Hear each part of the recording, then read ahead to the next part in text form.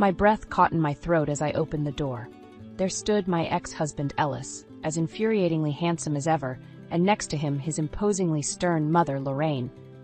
"What the hell are you doing here?" I demanded, blocking their entry. Ellis flashed his signature dazzling smile. "Aren't you going to invite us in, Bryn?" I crossed my arms. "Absolutely not. How did you even know where I lived?" Lorraine huffed indignantly. "We asked your sister, though I can't fathom why she'd tell us after how dreadful you treated our Ellis." My jaw dropped in disbelief. The audacity! I straightened my back and met Lorraine's glare. "You have 10 seconds to explain yourselves before I call security." "Bryn, dear, no need for threats," Ellis interjected gently. "We merely want to discuss our living arrangements now that the unnecessary hostility from our split has faded." Living arrangements? Is he serious? He stood there perfectly poised in his designer suit, as if this were a business deal. I almost laughed at the sheer lunacy. "Ellis, if you think for 1 second that I'd ever allow you back into my life—" "We understand you're still emotional," Lorraine interrupted, "which is why Ellis and I have decided I will move in as well temporarily to ease the transition." Transition? Now I knew they'd lost their minds. I stepped forward, backing them towards the elevator. "Let me make this crystal clear. There is nothing to transition back to. We are divorced." Ellis's smile faded, his voice taking on a hint of steel. "Don't be rash, Bryn. You may regret it." "A warning? From him?" My temper flared. "The only thing I regret is wasting years married to you. Now get out before I call security and the police." I jabbed angrily at the elevator button. The doors slid open and I motioned brusquely for them to leave.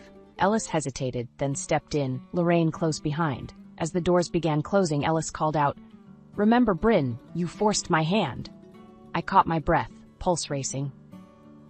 Forced his hand? The veiled threat hung in the air.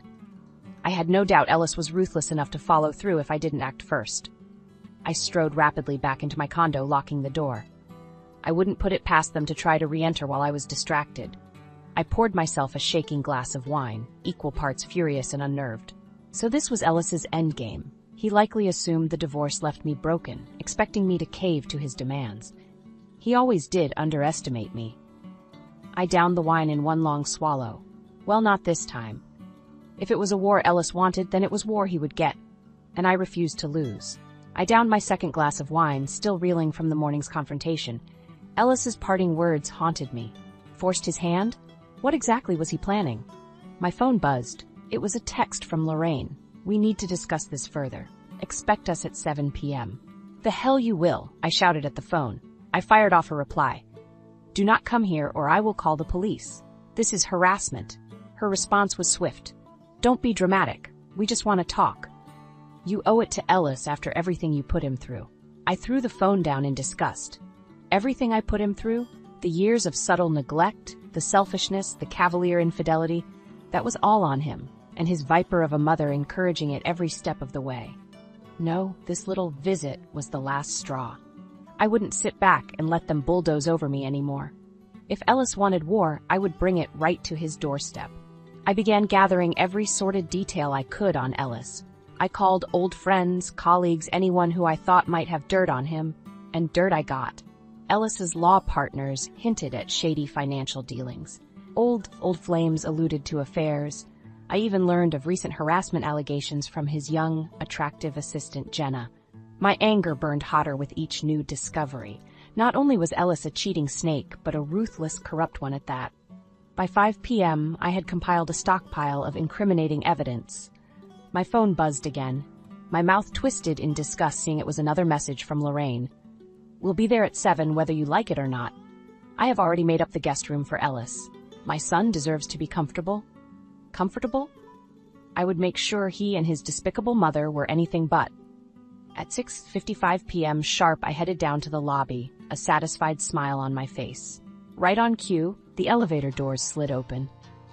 Lorraine strode out first, her pinched face set in a haughty sneer. Ellis slunk behind, his eyes widening when he saw me waiting for them. Before either could speak, I held up a hand. "I have had quite enough of this little charade. If you try and harass me again, I'll make sure you regret it." I locked eyes with Ellis. "You have no idea what I'm capable of." His cocky grin faltered. I pressed my advantage and stepped forward, glaring menacingly. I promise you, keep this up, and I'll bring your entire world crashing down. My voice shook with rage. Without waiting for a reply, I turned on my heels and left them gaping speechlessly. I had declared my war in no uncertain terms. I almost pitied Ellis. He had poked a sleeping dragon, and my fury was just beginning to wake. I arrived at my lawyer's office, files in hand, ready to launch the opening salvos of my war against Ellis. His threats still rang in my ears, fueling my determination. If he thought I would just stand by, he was dead wrong. "Bryn, always a pleasure," greeted Jacob, my seasoned attorney. We exchanged quick pleasantries before I eagerly presented my findings. I wanted to wipe that smug grin off Ellis's face permanently. "This is quite an impressive dossier," Jacob remarked, pages spread across his desk. "Extensive evidence of financial malfeasance, sexual harassment allegations." He peered up, eyebrow raised. "Do you intend to pursue legal action?" "Absolutely. I want to hit Ellis where it hurts. His money and his beloved career." My voice dripped with contempt. "I'll bleed him dry if I have to." Jacob clasped his hands, eyeing me seriously. An aggressive approach, but not unwarranted given the circumstances. He detailed a crushing lawsuit targeting Ellis's assets and law license. My pulse quickened as he described levying accusation after accusation, toppling the empire Ellis had built on lies.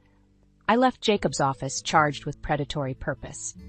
The battlefield was set, and I would emerge victorious, no matter the cost. Ellis had awoken the beast inside me, and I would have my revenge. That evening, I received a series of desperate texts from Ellis. "We need to talk. Lorraine is frantic. She invested her life savings in my latest development project, and now the funding has collapsed. We're facing financial ruin if I can't access additional capital right away. Please, I'm begging you." I stared coldly at his groveling messages. Ruin? He didn't know the meaning of the word. But he would soon enough. "Bryn, please, Lorraine refuses to speak to me. You know how she gets. I swear I'll pay you back once this deal gets back on track." Sneering, I began typing a response when my phone suddenly rang. It was Ellis, likely calling to pathetically plead his case further. "What?" I answered sharply. "Bryn, thank God," Ellis's voice wavered desperately. "I know things ended badly between us, but you must help me." Must help him? I almost laughed at his audacity. In the background, I could hear Lorraine's shrill voice. "If you can't fix this, Ellis, you're no son of mine." I'd heard enough. "Ellis, our relationship died the second you betrayed our marriage vows the first time. I want nothing more to do with you or that harpy you call a mother." The line went silent except for Lorraine's strangled gasps. "Good, let them drown in panic."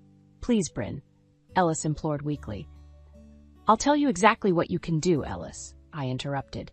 "You can sign these divorce papers and terminate all contact. Maybe then I'll consider not ruining what's left of your career." Checkmate.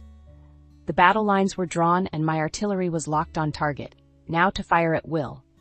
The silence on the line felt endless as I awaited Ellis's response. Finally, in a broken whisper, I heard him utter, "As you wish, I will sign the papers." His defeated words were sweet satisfaction. I promptly received the signed divorce decree, granting me a clean break along with a substantial settlement befitting my suffering. As an added bonus, Ellis included a sworn affidavit confessing to multiple infidelities. My lips curled maliciously reading his written admission of guilt. It would come in useful later to annihilate any remaining sympathy for him. I decided to also pursue action against his law license. Just because I had won my freedom didn't mean Ellis deserved to walk away unscathed. His beloved career would be the next casualty in my war against him. Over the following weeks, Jacob and I meticulously prepared complaint letters to the State Ethics Committee documenting Ellis's confessed adultery and chronicling accounts of his shady financial dealings. "This will undoubtedly trigger an official investigation based on the severity of accusations," Jacob commented as we finalized the exhaustive records. "It won't be pleasant for him. These committees rarely show mercy, especially with the hard evidence we're providing." Good, I thought, coldly. Let him be raked over the coals. He didn't deserve mercy or even basic compassion after what he did to me. Soon after submitting the complaints, I received satisfying updates of their swift and devastating impact. Ellis was placed under immediate review at his firm and barred from taking on new clients amidst the swirling accusations. Lorraine also kept involuntarily involving herself, as I knew she would. She left me endless raging voicemails when the ethics investigation was announced, blaming me for trying to destroy Ellis over nothing. Destroy him? Oh, I was just getting started. Her shrill accusations only strengthened my resolve. When Lorraine finally had the nerve to show up pounding at my door, I quickly put her in her place. "This is all your fault, you deceitful bitch," she screamed when I opened the door. Before she could spit anything else, I stepped forward and struck her sharply across the face. She staggered backwards in shock, eyes filling with tears. "Get the hell out, and if you ever come here again, the next slap will draw blood." I spat vehemently, slamming the door on her stunned face. Immediately, I filed for restraining orders against the both of them. I wanted the protection of the law to cement my separation from their toxicity. In the following weeks, every update Jacob sent regarding Ellis's deteriorating reputation and mounting legal troubles filled me with fierce satisfaction. With each judgment against him, with each damning headline, I could practically hear the foundations of his world cracking and crumbling. Good riddance. He was finally getting what he deserved. As I stood on my balcony overlooking the dazzling cityscape, I raised my wine glass in celebration. The view now perfectly symbolized my hard-won victory, rising high above the ruins of Ellis and Lorraine, exactly where I belonged. The sharp clack of high heels in my marble foyer pulled my eyes from the jaw-dropping view. I turned with a scowl, assuming it was Lorraine again attempting to barge in despite strict security protocol. But my glare transformed instantly to shock when instead I saw Ellis's young assistant Jenna striding towards me, fiery determination in her eyes. My surprise quickly shifted to anger. "How the hell did you get in here?" I demanded. She waved a keycard dismissively. "I have my methods, but that's not important." "Breaking into my home sure seems pretty damn important," I retorted. Ignoring me, Jenna declared, "I'm here to discuss Ellis." That got my attention. I crossed my arms skeptically. She took a breath. "You should know, Ellis and I are seeing each other. Have been for a while, actually." Seeing each other? Why wasn't I surprised? Ellis always did have a penchant for screwing young subordinates. First his pathetic associate at his old firm and now his new assistant. Despicable but almost impressive in the sheer audacity. I raised an eyebrow. So the harassment claims against him were what? Foreplay? Jenna flushed angrily. "No, I really was upset with him at first. The way he pursued me was so aggressive and manipulative." Her voice trailed off. "Interesting. I wondered what lies Ellis had fed her to get into her pants." Jenna finally met my gaze. "But over time he made me feel so special, like I was the only one who really knew the real him, you know?" I stared at her blankly. Oh, I knew the real Ellis, all right, a selfish, sneaky scumbag. But I bit my tongue, curious where Jenna was going with this sob story. Haltingly, she continued. "The point is, I think I love him, and I want to help fix this situation with you and his mother." Fix this? I almost burst out laughing. There was no fix for what Ellis had done, but Jenna's hopeful eyes stopped my bitter response. "Ellis says if you two could just talk," she trailed off hopefully. Now I did laugh harshly. "Jenna, listen closely. There is nothing on earth that could convince me to willingly speak to Ellis again." I sighed, seeing her face fall. "I know you think you see something special in Ellis, but take it from his ex-wife. That man doesn't have a sincere bone in his body." Jenna's lip quivered. For a moment, I almost pitied her. Clearly, Ellis had spun an expert web of lies and empty promises, just as he had with me years ago. Straightening sharply, I opened the door and motioned for her to leave. "Go find someone who treats you with genuine care, Jenna. Ellis isn't capable of that." Her eyes watering, Jenna hurried out without another word. I firmly shut the door behind her. Sighing deeply, I leaned against it for support. Oh yes, Ellis certainly had a type, young, naive, and vulnerable. Well, his new plaything was about to get a brutal life lesson about the true ugliness lying underneath Ellis's polished veneer, a lesson I knew all too well. In the weeks following Jenna's unexpected visit, I immersed myself in work, trying to forget the latest absurd drama. I had just secured a major promotion, validating years of tireless effort. I wouldn't let Ellis undermine all I had achieved.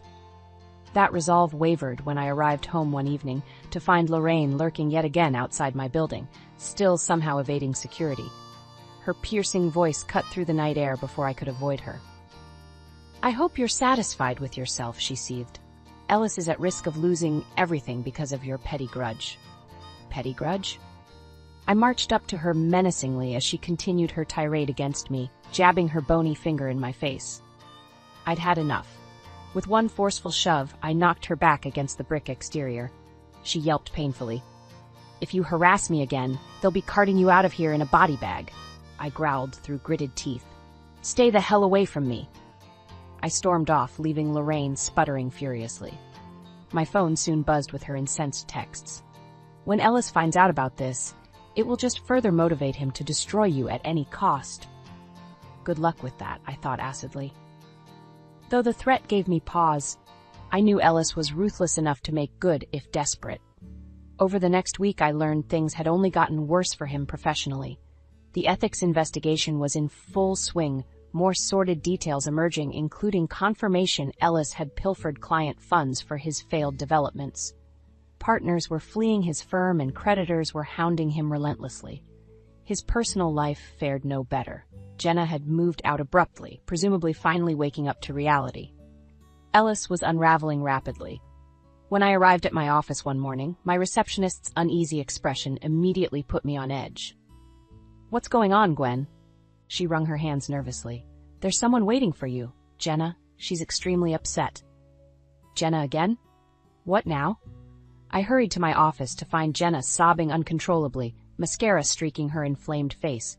"Jenna, what happened?" I asked warily. "It's Ellis," she choked out. "I went by his place to talk, and he was just destroying everything in a drunken rage." She buried her face in her hands as a fresh wave of hysteria overcame her. I sank down beside her and spoke evenly. "Jenna, listen, when people show you who they are, believe them the first time." I recounted my own painful history with Ellis's vindictive anger. Jenna lifted her head slowly, eyes widening with revelation. "Oh my God, Bryn, I am so sorry," she whimpered. "This whole time I thought you were just vengeful, but now I see Ellis clearly for the monster he is." I nodded gravely as she divulged new information on Ellis's violence and manipulation against her, cementing his abusive patterns.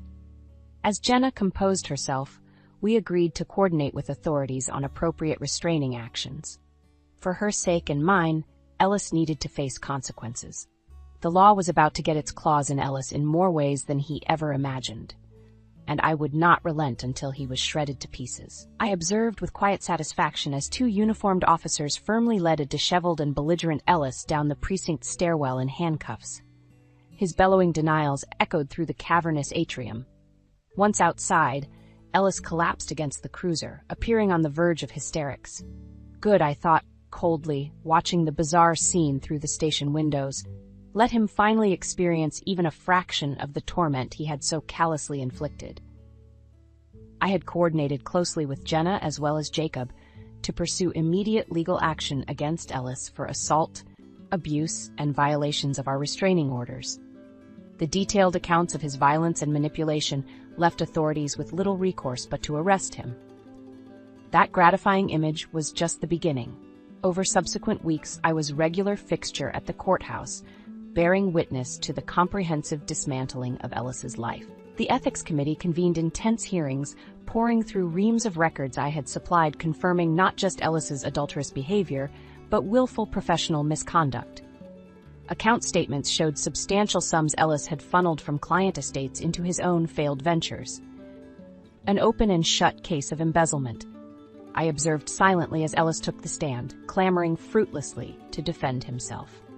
The prosecution interrogated him ruthlessly until he crumbled, admitting defeat. The slimy Ellis I had known had vanished, replaced by a shell of a man, broken and destitute. I couldn't tear my eyes away. The final nail in the coffin came days later. Formal notice of Ellis's disbarment. No more practicing law ever again. As Jacobs reviewed next steps, including potential jail time based on criminal financial charges, I saw years' worth of anguish finally lifting. I had won. Leaving the courthouse, I practically floated down the steps before a shrill cry of despair jarred me. Lorraine. In my satisfaction, I had almost forgotten about her. I watched, curious, as she desperately shoved through the crowd of reporters searching for Ellis. She finally spotted him retreating hastily towards a waiting town car. "Ellis!" Lorraine cried pitifully, chasing after him. "You can't abandon me! I gave up everything for you." Ellis yanked the car door open angrily. "You and your foolish ambitions got me into this mess. I want nothing more to do with you," he spat venomously. The car sped off, leaving Lorraine standing alone, crestfallen. My heart almost went out to her before I swiftly quashed the thought. She deserved this too for enabling Ellis at every turn. I strode straight past Lorraine's hunched form without a word.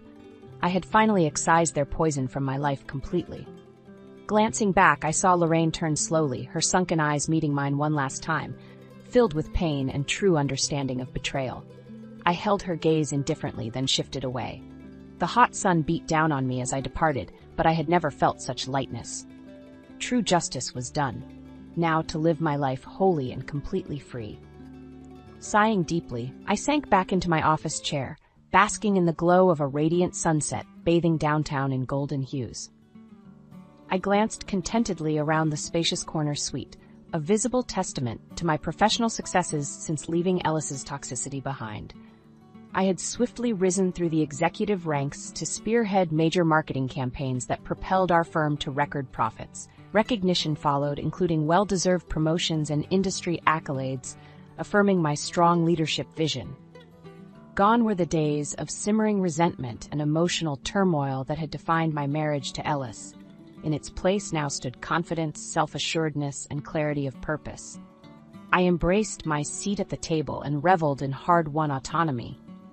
The board was even grooming me for an imminent CEO role, acknowledging my instrumental role in recent triumphs. My throat tightened unexpectedly with emotion. God knows Ellis and Lorraine would have ruthlessly exploited my position and earnings for their own selfish agenda, just as ruthlessly as they had our marriage. Now there were no parasitic ties hindering my ascent. I had clawed my way to the top alone on sheer grit and refusal to be defeated. And I was just getting started.